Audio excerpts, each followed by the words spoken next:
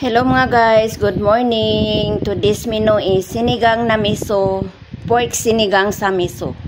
In short, ayan mga guys, gigisa na ako. Sabay ko na yung ginger at saka onion. Ayan. Halo ng konti, isunod na ang kamatis.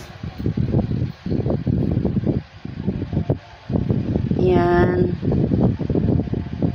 Halo ng konti.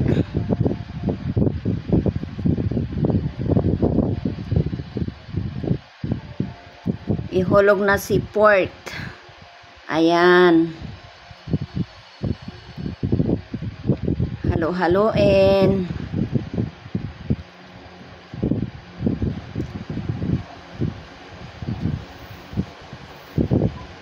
Ayan. Whole black pepper at saka isang buong baboy. Char. Nor cubes. Pork nor cubes. Pampasarap ng lasa. Pampalimnamnam.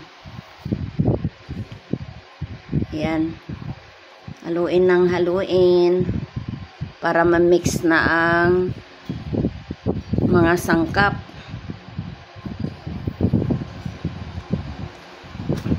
Ayan, lagyan natin ng patis mga guys para mas lalong sumarap ang lasa. Ayan.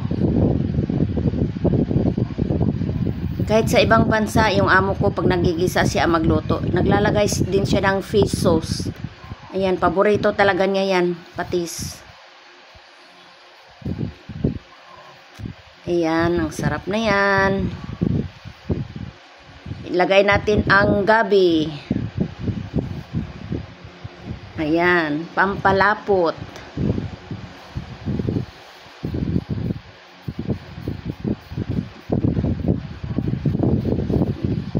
Lagyan ng tubig. Wala nang takal-takal, wala nang tansyado na ang tubig lang yan mga guys. Ayan. Tama lang na level lang sa karne. Ayan. Takpan natin ang pressure cooker. 20 minutes hintay natin guys. O, ayan. O, ayan, malambot na siya mga guys. Hulog na natin ang mustasa. Ayan ang mustasa mga guys. Wow, fresh na fresh yan talaga mga guys.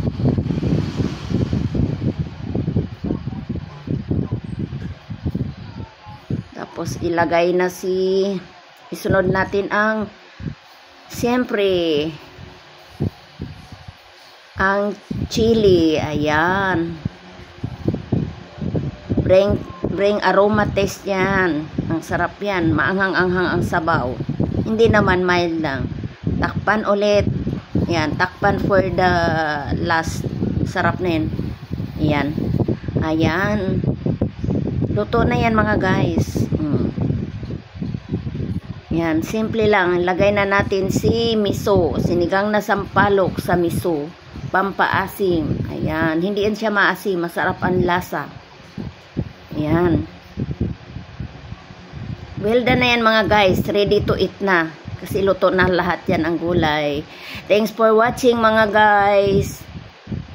Hindi pa nag-subscribe sa akin, please click the notification bell para lagi kayong updated sa aking mga niluluto.